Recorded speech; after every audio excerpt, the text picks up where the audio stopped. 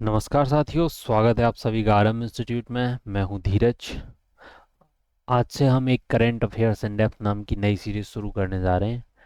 इस सीरीज में जो वीडियोस होंगे उनका मेन टारगेट है करंट इवेंट्स में एग्जाम पर्सपेक्टिव से इम्पोर्टेंट डेली न्यूज़ को कवर करना, उनके बारे में विस्तार से जानना।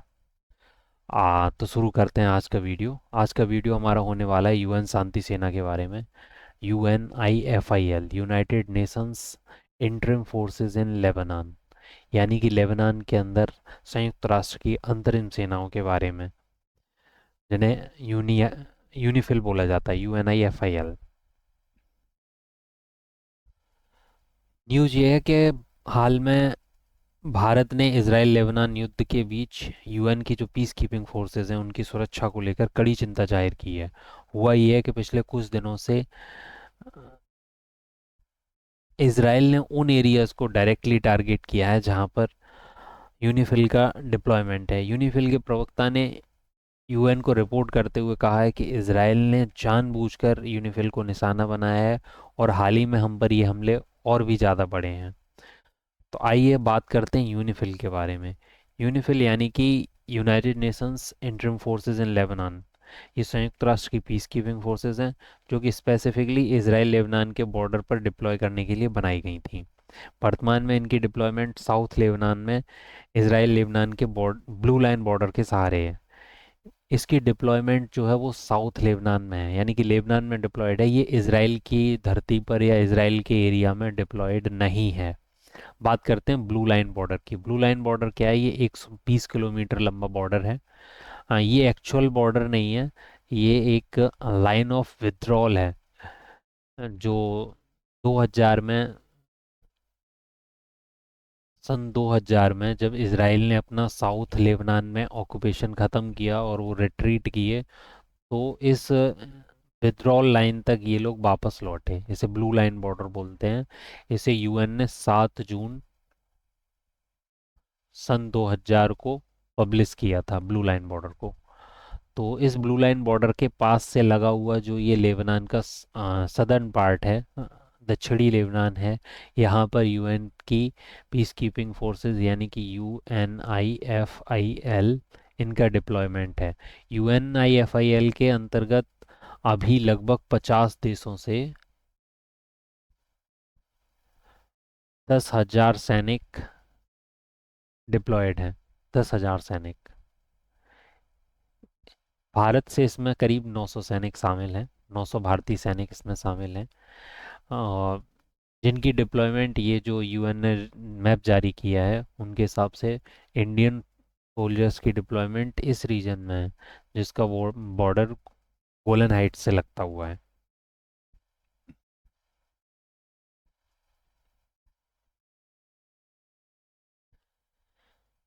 बात करते हैं यूनिफिल बना क्यों, कब बना। तो यूनिफिल बना था 1978।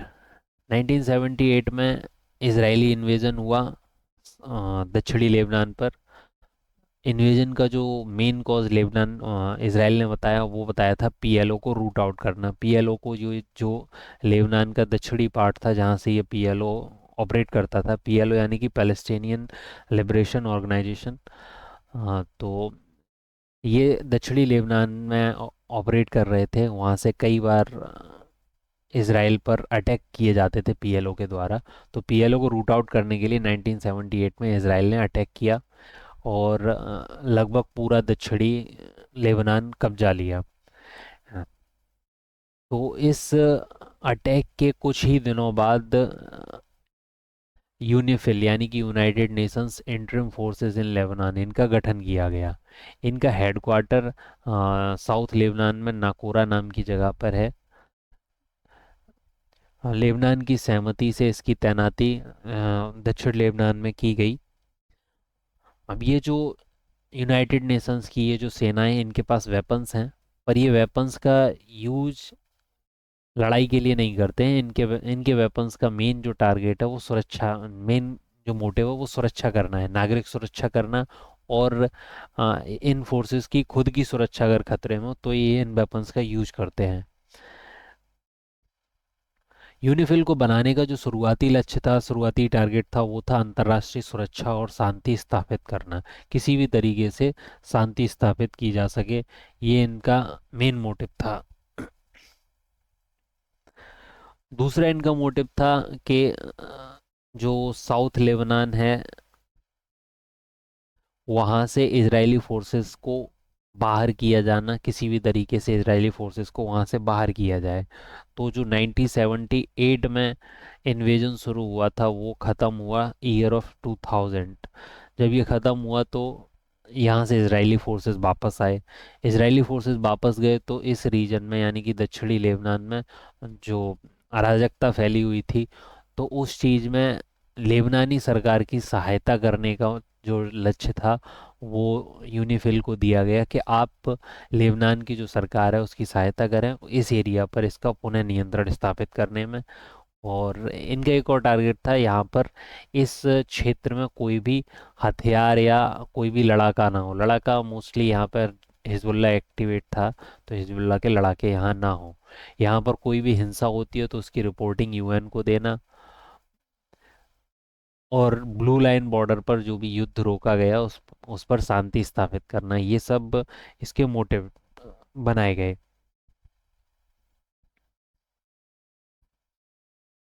अब बात करते हैं कि यूनिफिल का इम्पोर्टेंस क्या है आज के टाइम में। यूनिफिल की इम्पोर्टेंस इस एरिया में काफ़ी ज़्यादा है, ख़ास तौर पे इस चीज़ को लेके यानी कि नागरिक सुरक्षा को लेके। मानवीय सहायता, ह्यूमन एड करनी है, नागरिक सुरक्षा सुनिश्चित करनी है। आप जानते हैं कहीं पे भी अगर वॉर होती है तो वहाँ पे युद्ध से कई लोग प्रभावित होते हैं, हजारों फैमिलीज विस्थापित होती हैं। तो उन फैमिलीज के लिए जो बेसिक ह्यूमन नीड्स हैं उन चीज़ को कंप्लीट करना, उन्हें देखना कि लोगों तक दवाइयाँ पहुँचें, लोगों तक खाना पहुँचे, ये एक इम्पोर्टेंट काम है यूनिफिल का इस एरिया में। दूसरा यूनिफिल का काम है लेबनान सरकार और सुरक्षा बलों की दक्षिणी लेबनान पर पुनः नियंत्रण में सहायता करना। बात करते हैं संघर्ष रोकना। संघर्ष रोकना भी यूनिफिल का एक काम है। इसमें इसका इम्पोर्टेंस है। इसकी डिप्लॉयमेंट जो है वो ब्लू लाइन के सहारे की गई है, इसराइल और लेबनान के बीच संघर्ष रोकने का काम करना।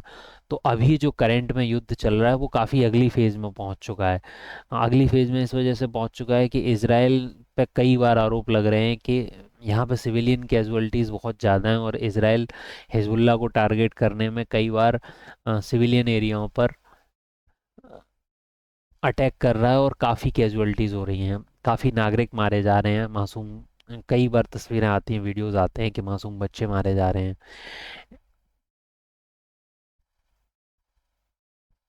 इजरायली प्रधानमंत्री ने इस मामले में बोला है, बेंजामिन नेतन्याहू, उनका कहना है कि इसराइल की आलोचना करने के बजाय जो वेस्टर्न लीडर्स हैं, जो यूरोपियन लीडर्स हैं, उन्हें हिजबुल्लाह की आलोचना करनी चाहिए। क्योंकि उनका मानना है कि हिजबुल्लाह काफ़ी लंबे समय से इसराइल पर आतंकी हमले करता रहा है। आतंकी वहाँ पर उस पूरे क्षेत्र में आतंक की जो जड़ है वो हिजबुल्लाह है। और बेंजामिन नेतन्याहू का ये भी कहना है कि अ, यूनिफिल इस क्षेत्र में स्थिरता लाने में और हिजबुल्लाह को रोकने में, हिजबुल्लाह के जो फाइटर्स हैं उन्हें साउथ लेबनान में रोकने में पूरी तरीके से नाकाम रहा है।